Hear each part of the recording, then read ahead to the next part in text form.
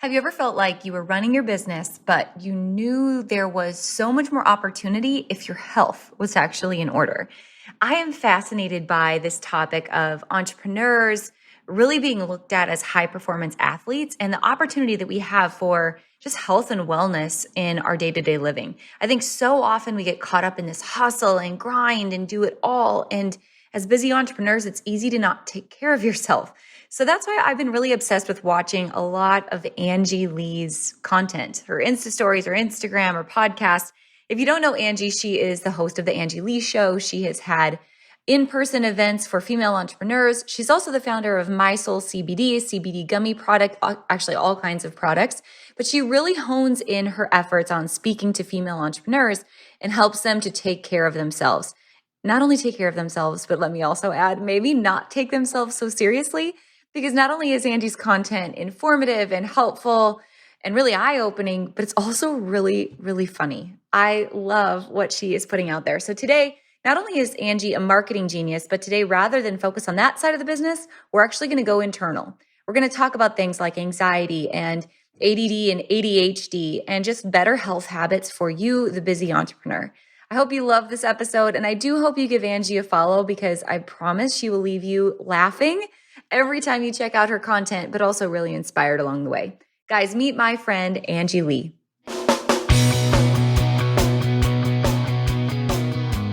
Let's talk about your business, strategy, and the juicy details of what actually works, from mainstream fashion to fashion on Main Street, and the entire ecosystem behind it. How do we scale your company and do it with the balance and the happiness that we all seek? Let's hear from those insiders, experts, and strategists that actually make it happen. I'm your host, Ashley Alderson from the Boutique Hub, and I can't wait to chat.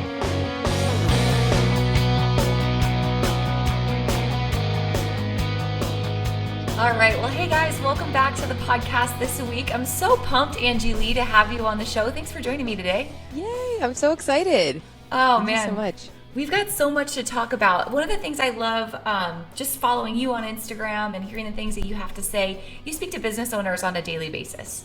And I'm sure right now, especially, anxiety is probably high for a lot of business owners. Do you feel like there's common struggles you see a lot of like your community facing right now that you feel like, man, I've got some solutions. Let's talk about how to overcome some of these common anxieties right now.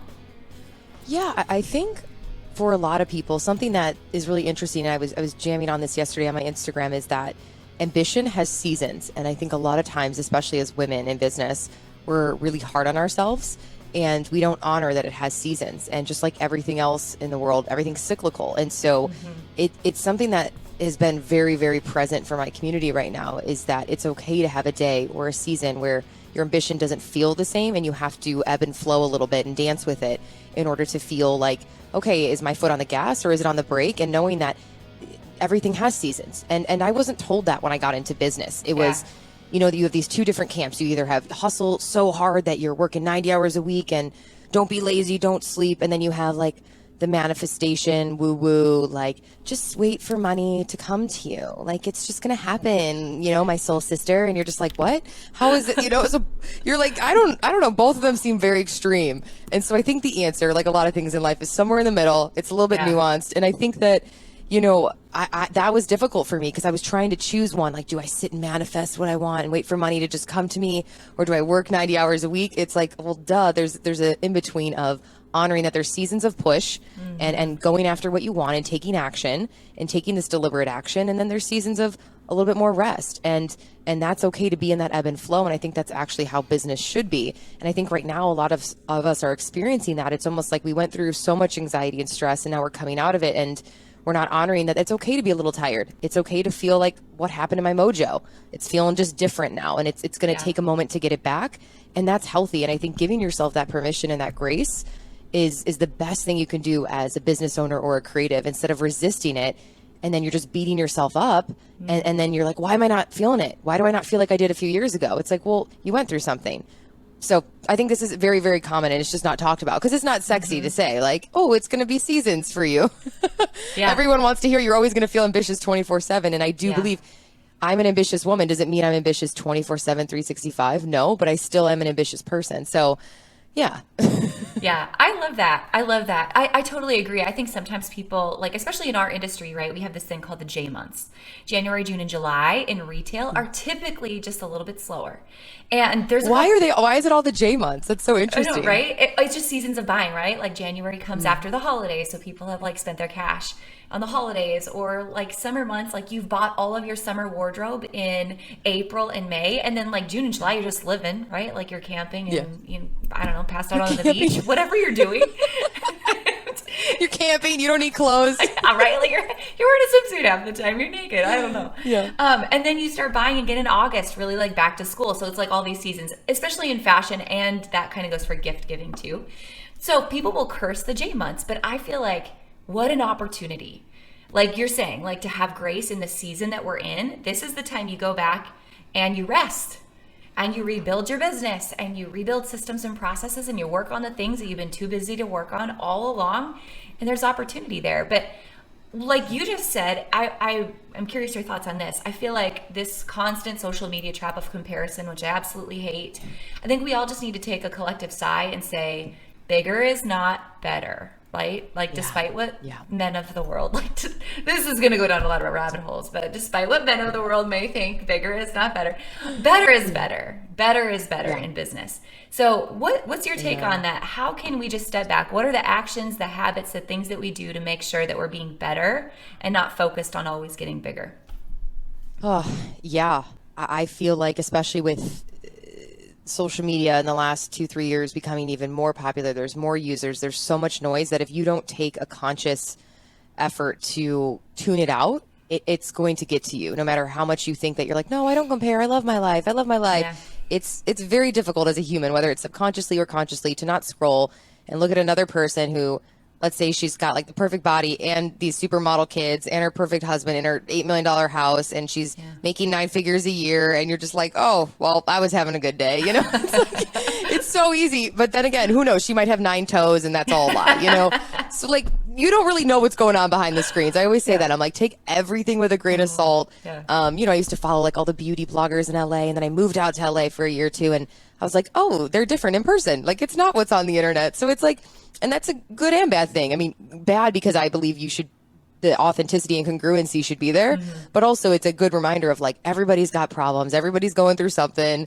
Nobody's actually a supermodel living on the beach or in Bali meditating every day. So it's like, okay, let's like come back to reality. So I do think it's like finding the good inspiration in it. And then I see it like a filtering out the stuff that doesn't serve you, and like literally blocking or unfollowing or whatever you got to do, just muting that from your vision. Because especially as a creative, you know, I'm in a season where I don't follow a lot of people in the similar space, because I want my ideas and my creativity, and I do a lot of comedy content. I want it to be unique and I want it to be different. And so like really valuing being different and unique, that's really hard if I'm constantly studying what another girl's doing and thinking, oh, I need to look like her, sound like her, be just like her, when that's actually the opposite of what I want and what we should be doing. And even in the boutique space, right, it's like those who are different and weird and wild and edgy, like that's what's going to stand out. That's what people want, right? They don't want the same cookie cutter of what everybody else is doing or the clothes they're producing. So I think comparisonitis will really get to you if you don't take a stance and say, you know what, I'm going to tune this out. I'm going to make sure that I'm like, have my blinders on when I'm creating or producing or running my business. And that is actually how you stand out, by not following all of the social media trends. And, you know, right now it's very like trendy to be on trend. So it's like, use this sound and do this voiceover. And I'm like, no, I don't want to do the trends. I want to do the opposite of the trends. So, but yeah, it's hard. It's hard on your mental health, because you think, wow, I need that person's life. I need what they have. They must be happy, instead of looking at your own life and being grateful. And that can cause a lot of anxiety and always feeling behind. It's like, I need more followers. And the reality is, once you get to, let's say 100,000, you want 200,000, then you get to 500,000, then you want 1 million. Then once you have 1 million, the carrot always keeps moving when it comes to success. So unless you identify what enoughness is for you, and unless you identify contentment and actually just being grateful and happy for the journey and enjoying the journey and having fun on it, it will never be enough. Because once you have 1 million followers or dollars, then you want 2. It doesn't stop. And I think that needs to be talked about with ambition too. It's like, right? Like I had an event with thousands of women, and if you would have told Angie that in 2017, who had like 2 girls show up at a yoga studio, and like my mom was like helping me organize it, I would have been like, oh my gosh, she must be so happy and perfect. And that day it was great, of course, but like it didn't really change who I was, and it doesn't feel what you think it's going to feel like. Yeah. It just feels like a little bit more stressful of a weekend, but yes, it's fulfilling in some ways. But that was one of those moments of like, whoa, I need to do the inner work and be happy and love the journey and the process. Because once you get to the goal, it's not like, all right, well, I'm happy now. I'm done. I'm successful. Yeah. All right. That was life. Like, you just keep setting new goals. Yeah. So I love having those honest conversations with people around fulfillment, because there's so many people, I'm sure, that have a lot of money, a lot of followers, and they're not happy. And that to me is really interesting. Like, wow, that isn't the solution. That is not the one answer of like, here's $1 million, here's 1 million followers. A lot of people still would be not feeling fulfilled. So like, I think we need to talk about that more in society. Yeah, so anyone who's an Enneagram 3 right now is probably like dying. That's what I was thinking. I'm an Enneagram 3, and I was reading this to like our oldest daughter the other day. I made her take the test, and she's just like, "Oh, mom, wow! Like I had no idea." And I'm like, "Yeah." And how old is she? She's 12. Yeah. Oh, okay. Oh, that's a perfect age. She's like old enough now to like understand it more. Yeah. So it was good to see. And her and my husband ended up being like the same. They were both 2s. I was like, wow, this is just like mind blowing to me. But so they're 2s and you're a 3? Yes. Helpers and achievers in the house. Yeah. Yes. I'm a total 7. So I'm very motivated by fun and enjoyment and like, if someone has a business idea, I work with my brother and he's always like, we could do this and this will have this revenue. And I'm like, is it going to be fun though? And he's like, I don't know. I'm like, Mike, it's gotta be fun. We only live once, So like, it's funny. And he's a 3 totally. He's like, what's the goal? What is the outcome? And I'm like, I don't care about the outcome. Let's just have a great time building this. So we like, it's so funny, but we learn from each other. I'm like, okay, I'll set a goal. And he's like, okay, yeah, I'll have more fun. Okay. Yeah. So it's funny when those two come together, because it's like, like set a goal. No, enjoy the process. Gosh. How about both? Can we come together and do both? We all need to take a page out of this book and like learn from this book. You're absolutely right. So I'm curious though, like what are things, if you think about things people need to do to take a step back on a daily basis and enjoy the journey, and like not just focus on the next thing? Because I never celebrate anything like, oh, we hit that goal. I'm losing my ear. Oh, we hit that goal, like on to the next thing. So what can we do? What are daily habits that have maybe helped you or maybe helped your brother is the question, to slow down and to live and like enjoy that journey?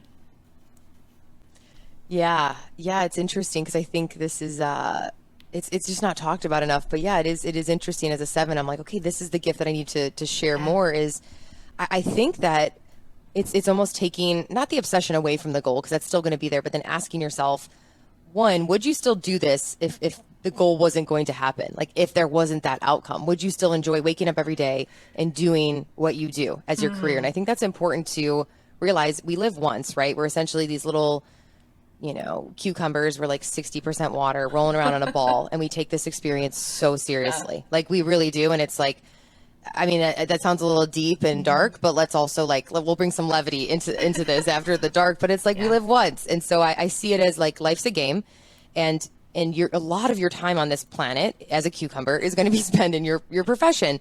And I think that when we're 99 years old, we're going to look back and regret not enjoying the process more. I don't think we're going to be like, oh, I didn't hit that one other goal. You're not going to really remember. You're just going to remember it as a whole, how you felt and how you showed up every day and what you were grateful for. So I think infusing play and fun and enjoyment in the process actually makes you more successful, because the fun makes it more sustainable too. So with content creation, people will tell me, oh, I can create this type of content, but only once every few months. I just don't want to be consistent. And I'm like, do you actually love it? Is it fun to create? No, it's not really fun, but I'm just like sticking to that niche. I'm like, you got to also do what you love and just want to express and create, because if not, it's going to kill you inside and you're not going to show up. So to me, it's like fun is the secret sauce. To me, I'm always asking myself, how can I make this more fun? How can I make this more enjoyable? What would I create if there were no rules and I wasn't getting paid for this? And that sounds a little ironic, but then ultimately that is actually what ends up making me more, because people can feel that energy of like, oh, I create because I like to create. I like to make that real because it was enjoyable to express that. And so I'm always going back to like, how do we make this fun? Because I think, maybe I'm wrong, but I think when we're older, that's like what we're going to look back on and always wish like, oh, I wish I would have enjoyed that moment more. I wish I would have not just been so obsessed with the goal of like that one weekend or that one sale or that one launch that I didn't even enjoy all of the months and years leading up to that thing. Yeah, like when it comes to planning events, right? It's like we're so obsessed with that one weekend, but it's like, how do we make the process of it a little bit more enjoyable too? So we're not like waiting for one weekend of our life to be happy. Yeah, so good. So, And if anyone follows you right now, which I'm sure several people listening do, please go back and watch all of your videos. Like, what do you even call them? It's like mockery. Like, it's just like teasing about influencers today, or like things people do, like thinking about you creating content that's really fun. It's some of my favorite content you create because it's so real life and it's hilarious. It's just being able to make fun of ourselves. And I think for too often we don't do that. Like, we are so obsessed with trying to look like the other person, or being consistent in this one thing we were told to do, rather than, like you said, just go back and enjoy it. Just laugh at yourself a little. Yeah, and absolutely. when we're in the season of like, if sales are slower or whatever's happening, recession, maybe people aren't spending what they normally would spend, this is the time you double down on the stuff that's fun, just to simply build relationships and be memorable with people. Yeah. And I think there's also, okay, doing what you have to do to obviously make money and make revenue. I understand that.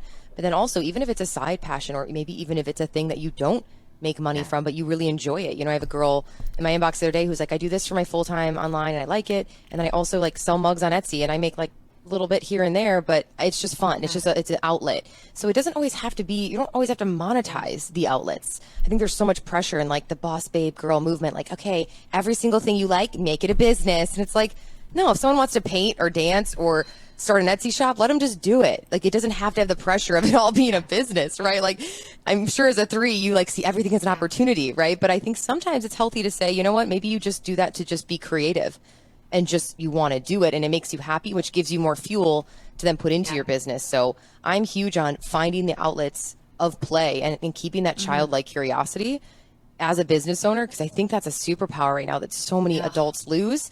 And then it inhibits their creativity and it inhibits them to be able to, create things that don't exist in the world. And so I'm huge on, you got to play a little bit, even if it's 5 minutes of dancing in your living room, whatever play is for you, playing a game outside, you just got to do it. I mean, you have kids. I feel like moms have the ultimate, like, you could just say you want to go to the park and go. I mean, they're older now, but you could still, you get to play in so many different fun ways. And that I think that energy does really well in business. That's so good. And it's hard as a mom. Like, I feel like sometimes I'm like, I don't have time for it right now. It's like every country music song gone wrong, like living in my life sometimes. You have to like remember to step back and go outside and actually like do the thing and play. It is country songs. They all wrote about this, right?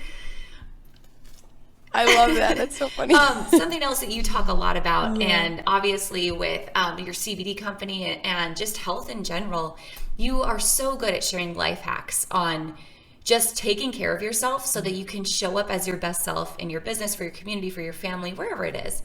Talk to me about some of those most important tools or habits or just ways of making yourself a little bit healthier on a daily basis. What are your top 3?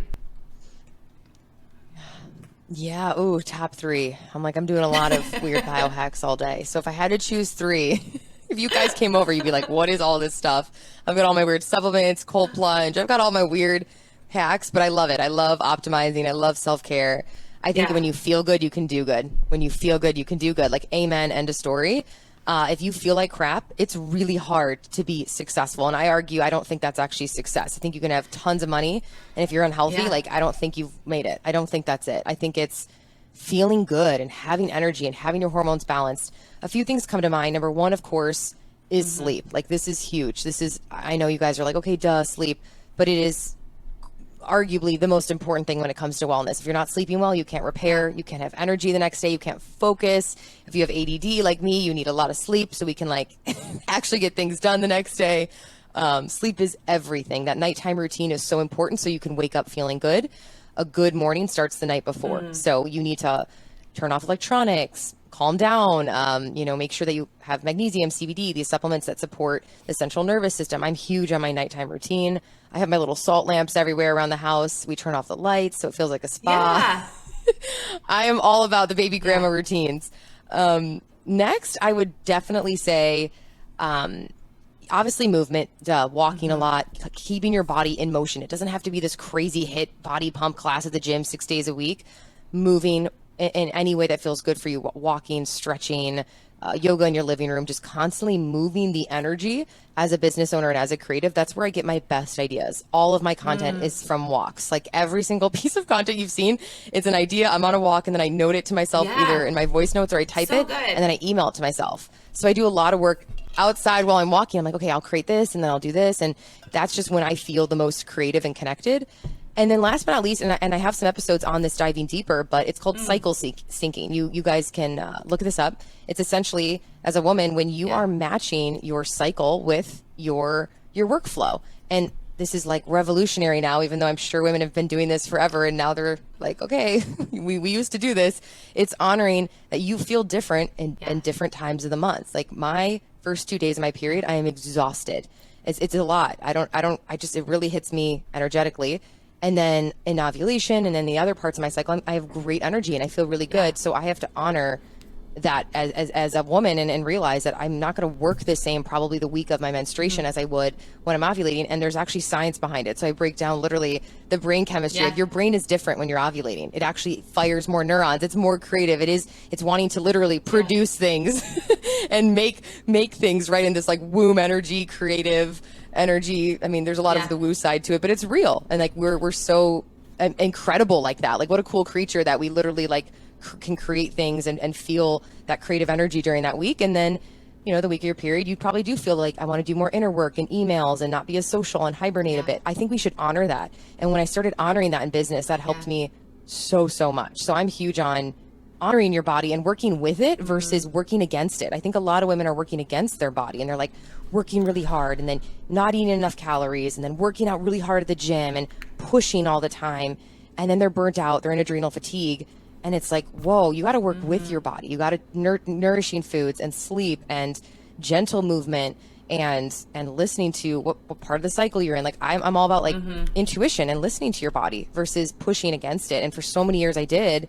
And now I feel so much better that I don't do that. So we're going to have to link up that episode in the show notes because I'm totally intrigued by that. And I've been wanting to do that. I just haven't done it yet. Yeah. Are there apps you use to help like get in sync? Because I tell you, like the week before my period, I might as well just spend a day crying because it's just going to happen. Like it's going to happen. And now like our oldest just got her period for the first time. TMI for everyone listening on the podcast.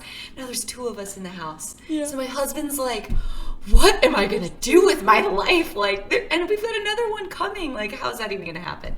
So are there apps that you use or like, tell me more about how you got into syncing? Because I know there's so many people listening who could probably take a page from this book. Yeah. Oh yeah, it's great. And the fact that you even just intuitively knew that, like, wow, 7 days before my period, that's when your estrogen is starting to peak. Okay. Makes sense that you're feeling emotional. You're feeling the feels. You might get an email and think, oh, the world's over, and take it so differently than you would when you're ovulating. You're like, oh, that's fine. I'll fix it later. It's so funny how we can change. And I feel like, Clay, like, just is always like, this is such an interesting thing to watch the, the ebb and flow of this creature. Right. But I do think that, one of the best ways is I use an app called Flow. It's literally called Flow. There's so many different apps, period tracker apps that I think it's healthy to use, obviously, just to know to either, prevent or to have pregnancy. So I use it in that aspect as well as a natural birth control option. And I think that it's great too, because then it shows me like, oh, wow, I know where I am. And I can look at my work calendar and I can, the first day of every month, I can kind of look and say, okay, I'm going to be menstruating like these 6 days. This is probably when I'm going to be feeling this way. Okay. And I literally will book podcasts and I'll do creative work around that. So I know that it's not the first day of my period that I'm doing like all of this creative output or, on all of my creative calls for Soul. I try to really do things around that. And it's really helped, unless I have a speech in person where I'm like, darn it, that event lands right on my period, which has happened. And I'm like, just got to wake up and do it. But if I can, and as an entrepreneur, if you can edit it a little bit, why not? I think it's a beautiful thing to use. And it's like a little superpower, a little skill of like, oh, I feel really good today. And I'm knocking out all these podcasts because I'm ovulating. And then I don't feel as bad, which I shouldn't anyway, but I think it gives you, again, going back to grace and working with your body. It's like, those first 2 days of my period, I don't feel bad that I'm like, wow, I was productive a lot of the month. So it's okay to want to fart around right now for a minute and just talk to my dog and cuddle with him and just chill. Yeah. With my heat pack, and just lay there like, ugh. So I think that, it allows you going back to seasons, going back to ebb and flow. It's like there is no linear way. And I think way too many women I've worked with now for years or have talked to, they expect their ambition to be linear. They expect their emotions to be linear, their creativity. And I'm like, oh, I've got a little secret for you. It's going to change, not only monthly, but yearly. It's like a dance. It's like a wave. It just it's water, is so much more natural. It makes it so much easier when you can do it like that. You also have a lot of hacks, a lot of biohacks and just strategy that I know you've shared around anxiety and anxiety for business owners, just like hacks there. And also just living with ADHD. Those are two huge things that I feel like aren't talked about enough in this space and that so many people battle. So can you talk to me about those two topics as well and just things we can do on a daily basis to manage? Yeah, good old anxiety. I think all of us know of it. It's a nice friend of ours, right? Ugh, it's the worst, man. If you ever had a full-blown anxiety attack, it's like, it's probably one of the most difficult emotions. I think it's worse than sadness and anger. It's like you just feel stuck in your body, and it's like this stagnant, crazy energy. I think obviously, yes, in addition to kava and CBD and a lot of these really nourishing supplements. That's one of the big reasons why Mike and I started Soul is I was dealing with a lot of anxiety. He was dealing with pain as an athlete. So we came together and we created it. So yes, I do think there's that aspect, but I think there's also, beyond just the cutting out, processed foods and sugars and too much caffeine and things like that. I think it really comes down to also just literally the emotional aspect of what is going on and journaling that out. I love breath work. I love really looking at your boundaries. Like, where are you saying yes too much? Where are you trying to commit to everything and do everything and be everything to everyone? And that in itself is just a recipe for anxiety. So yes, you can take all the supplements and sleep really well and eat really well and move your body. And all of those things are going to help you physically with anxiety, just to move the energy and to feel calm. But then emotionally, if you're not dealing with like what is causing this anxiety right now today. And I like pen to paper. It's really been a very therapeutic thing for me just to get it out. And I'll do what's called brain dumps at night, where I literally sit there and I'm like, what are all the things that I'm anxious about? Just get it out. Just like get it out on paper. And then you look at it, and not only do you kind of laugh because you're like, why am I stressed about this silly little thing next week? Like, what am I? Why does it matter? It doesn't matter. You know what I mean? But it's nice to really see it on paper and to get it out of your system and to assess, like, is this worth worrying about? Is this something I can control? Yes. Okay. Can I fix it? Can I do a phone call? What can fix this? What action can fix this? And if I can't control it, I can't control it. I need to let it go. And it's interesting when you look at, wow, most of the things we're worried about, we can't control anyway. So it's like, we're trying to hold on to some sense of control. So yeah, with anxiety for me, it's been a lot of, like I said, journaling. I got into breath work, which is really beautiful. I have a teacher actually who will come over, who's become one of my dear friends. And that's another episode I did where he walks through what it is and how you do it. For you guys listening who don't do breath work, you're probably like, no, it's so wait, what? Is it just breathing? That sounds so silly.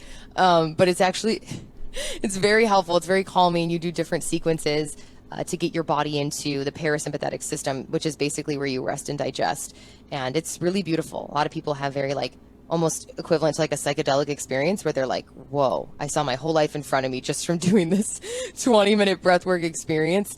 It's really powerful. So I do a lot of that. Time alone, I think, is really healthy, whether for me it's long walks, like listening to music, processing how I'm feeling. I think we live in such a hectic, rushed world that we don't give ourselves a minute to hear our own thoughts or get them out on paper or to breathe literally. And with breath work and meditation and things like that, you can find apps and do even 5 minutes a day. It doesn't have to be this whole big thing. It can literally just be the minute you get up. One of my friends who teaches breath work, I love what she does. She gets up. She doesn't even leave her bed. She literally just like grabs the phone, puts on the app, and like starts going through the mantras and the meditations. So it's just ingrained that that's like her habit. So I love that. I think that it's finding what works for you and finding a few minutes a day to find your center and your calm, and finding that, especially before the world comes at you in emails and social and all of those things. So I think it's really healthy in the morning to take that 5-10 minute moment to yourself and just ground and to set your intentions before you're getting this influx of people coming at you. So yeah, anxiety is not good. A book also that helps me, last thing, a book that helped me is called The Worry Trick. If you guys want to go pick this up on Amazon, The Worry Trick. And it's for you worriers out there who loop and spiral And you're like, what if this happens? And then this happens. The next thing you know, you're like going all the way down to like, what if I literally, I'm homeless then and I die? Like it's like, and literally the issue was like an email, right? It's like, it's crazy how our brain can go to the worst case scenario and it doesn't really make sense logically, but yet our body feels that. It's like, this is real. I'm not going to be safe. And so that book really helped me. And he breaks down literally why worrying about something actually doesn't fix it. Whether you're worrying about something about your kids or somebody you love, like it doesn't actually fix the issue. So he breaks down the science of worry and how to get out of that loop. And so that book really helped me when I was going through it. So yeah, thank goodness there's tons of apps now that have these mini meditations or mini breath works that you can do in a few minutes and coming back to your center. And then of course, I love CBD for it. I mean, that's one of the biggest reasons why people use CBD is for anxiety. That I would say is the biggest pain point that we solve. How about ADHD? For sure. Yeah, I mean, I know that this is, I didn't expect this to be such a hot topic. I shared it once, and it is by far the most downloaded episode, the biggest DM I get. Yeah, it's the biggest question I get, and I'm like, wow, I shared it just being honest about something I deal with, and I thought it would resonate a little bit, but not to the degree that it's become where I'm like, wow, this is a huge thing that either women have it or they are reaching out because their son or daughter has it. And they're like, hey, what can I do? I don't want to put them on medication. What are the options? Are there natural alternatives? And I'm a huge fan of always choosing natural first. I'm huge on it's your life, your body, you get to do what you want. But at the same time, I do think it's healthy to at least try the natural alternatives first that don't have crazy side effects or addictive properties. You know, Adderall, I'm not going to lie to you guys, I've taken it a few times. Yeah, it feels good. Of course. I read like 8 books in a day. But I also don't want to deal with the crash of Adderall or any of the long-term effects of Adderall. You know, it's like legalized crack. So I think there's like, you just got to weigh out, and only you can do that. You know, as a sovereign being, only you can assess like what's best for you. But I do say try some natural alternatives first, like nootropics. I love nootropics. We have something called Alert Caps, which has ginkgo, kava kava. It has bacoba manieri. These things that sound crazy and silly, but they're essentially these natural cognitive enhancers that are plant-based, which is really nice. So there's no crazy side effects. There's no crash. There's no like that feeling of you were so high and so focused, and then you're just like, and you just completely have that crash. We only put a little bit of caffeine in there, so it's not like this huge spike or anything. And I also think that this is where sleeping well and movement is so big, because if you have ADHD and you're not sleeping well, you're not allowing your brain to repair. And if you're not moving the energy, I mean, you're going to go crazy. I think everybody feels this way to some degree, but even more so for the ADD brain, it's like you have to move that energy physically. So this is why I walk a lot and why I'm exercising a lot, because it actually helps me to perform better and it helps my focus. So yeah, I'm huge on exercise, sleep. I think that one of the biggest things with ADD is also this hyper focus and this desire for new things and novelty. We like that healthy dopamine hit. And so finding healthy ways to get that in your life as a creative and as a business owner. And I'm laughing because some of the ways that I literally do it are so silly, yet they actually feel really good, where I literally will just rearrange the furniture in an office just so I can feel a sense of like, oh, this is a new room. This is a new vibe. This is a new energy. Yeah. Okay, now I'm excited to create that next thing. And only my fellow ADD friends will get this. They're like, dude, did you move the furniture again? I'm like, yeah. Like, did you repaint this room? Yeah, of course. I needed a new energy. Like I needed something new, you know? And so that's been really helpful, is to say, okay, I'm not going to like take a flight to Hawaii every day. So like what will give me that same feeling of like a new environment as a creative? And so, yeah, it's a superpower in the fact that when we're obsessed with something, we go all in. We have this thing called hyperfocus, and we're usually really incredible at that thing. Like it's like we excel, but then the other stuff we don't pay attention to then. So I do think even more so than the neurotypical brain, people who are neurodiverse, you have to find what you love. You got to do what you love, because when you do, you're going to be so good at it, and you're going to be able to execute and be obsessed with it, and it's going to just flourish. But if you're not really into it and you're pretending you are, you're not going to be focused. You're not really going to get it done. Yes. Our brain doesn't like to do stuff it doesn't want to do. So So I'm like, you got to find the thing It's you so actually good. love, I because had a it'll be conversation evident with if you a don't. teacher not too long ago. And I think there is so much room for growth in education in terms of like understanding that this can be a huge superpower for people versus I had a teacher tell me one time about one of our kids. Oh, yeah. Oh, there's trade schools for that. And I about like lost my marbles because I was like, do you know that some of the most successful people in the world like are like this? So let's start harnessing this and calling it for what it is. And it can be an opportunity if you make it that, like anything, right? Instead of trying to label people with something else. So I'm really thankful that you speak on all of these topics and that you make something that maybe people look at as a struggle, but you've turned around and made it an opportunity for people. So huge gift in what you're doing, Angie. Yeah. Oh, yeah. I'll get so many moms DMing me, and I'm not a mom yet. I'm very excited to be when that time comes because I have a feeling I'll probably produce some ADD kids. Just it's probably going to happen, even though Clay is so calm and focused, and I'm like a little squirrel. So I don't know. Maybe the DNA will. Maybe I don't know. We'll see if the squirrel gets into the DNA. But I'm actually excited. Like the thought of having a little boy or girl that like is just kind of like wild and different and crazy and colors outside the lines, and you know, and maybe who has this extra energy and obsession on things, but I want to embrace that. And it makes me heartbroken when these moms will DM me and say, is something wrong with my son? Like, what's going on? I'm like, because he doesn't fit into this box in this system of schooling, which is so outdated and needs to be revamped.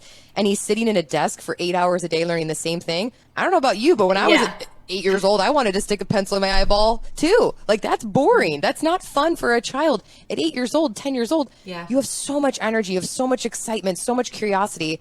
We should be learning in different ways. So if I was to have the time and resources, I would start a whole new schooling system of like making it conducive to the ADD brain, or just the, gosh, there's so many different types of brains, but just the brain that doesn't work in that way, which honestly it's so rare how many kids can actually work in that system. So yeah, I think it's great. And I tell the moms, I'm like, go tell him he's amazing. They're very smart. It's just different how we process information. So love that your kid has all this energy. That's great. With energy, he can go do all this cool stuff. He just needs to learn how to harness it a little bit. But I don't know. I'm like, if I get a wild child, I'm cool with it.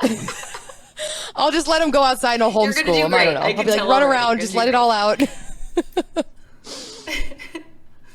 Yeah, I hope so. I just want some crazy kids. But yeah, I think a lot of it goes down to exercise too. The kids are expected to sit all day, and it's like, what? Children? I don't want to sit all day for 8 hours. Yeah. Of course they're hyper. Of course they're chucking pencils at each other. So that's another episode on another day, but let your kids be a little wild. There's nothing wrong with them. They just learn a little differently. And that's okay. This has been something. Thank you so much for this conversation. I think everyone listening, not just from like their business owner hearts, but their mom hearts, and also just everyone who's listening, just knowing, you know what? I just need to take care of myself. I just need to pause. Like self-help isn't reading another book, but it's starting a healthy habit. It's doing these small things that are still, readily available to me. So any last parting thoughts? Like if there's anything you could say that everyone who's listening that's a business owner, like if they go home today and they put this one thing into action, just one more way to take care of themselves, what would the most important way be?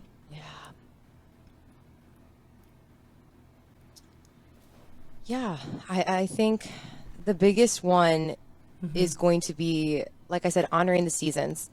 And so if you're trying to give 150% and go into hardcore hustle mode and maintain that forever, I think that is unsustainable. And it's a secret it's the recipe for burnout. And so I'd rather you be slow and steady in a sense and be consistent versus crashing and burning. So taking care of yourself along the way. I do not believe you need to lose sleep to be successful. I think that is such an outdated piece of advice that's ridiculous. You can sleep, you can take care of yourself and be successful. I don't think you have to choose. So take care of your body today, feel good, have a morning routine, do things that nourish you and make you feel energized, because then with that energy, you can go be unstoppable. But if you first don't take care of yourself and you don't have that energy, it's very difficult to pour into others and be a leader or be a business owner. So I think that's the most important thing we can do is take care of our bodies and our health and our mind and your mental health.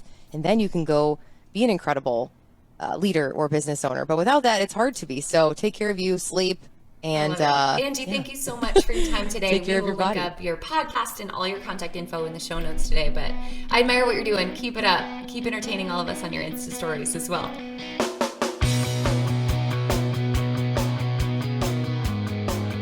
Hey guys, thank you so much for listening to this episode. We hope that you loved it. Don't forget to hit subscribe and leave a rating and review down below for a chance to be one of our featured listeners each and every week. For more information on our spirit of community over competition and how to access complete show notes and bonus downloads from our guests, head on over to theboutiquehub.com and join the community. We'll see you next week.